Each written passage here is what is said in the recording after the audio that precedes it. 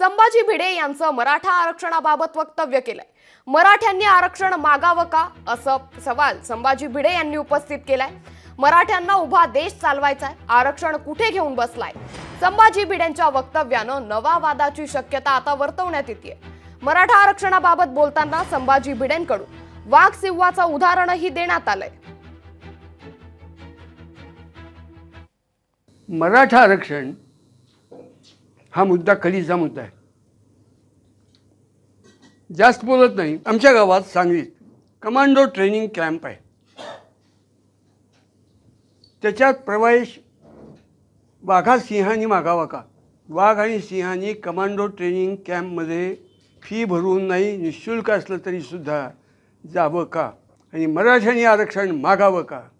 अरे मराठ्यांनी उभा देश चालवायचा आहे, आरक्षण कुठलं काढलं आहे? मराठा जात संबंध देशाचा संसार चालवणारी जात हे मराठ्यांच्या लक्षात येईल ज्या दिवशी, त्या दिवशी या मातृभूमीचं भाग्य उजळून जाईल।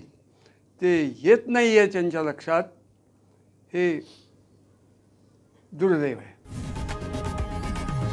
लोकशाही मराठी ऐका, पहा, जागरूक रहा।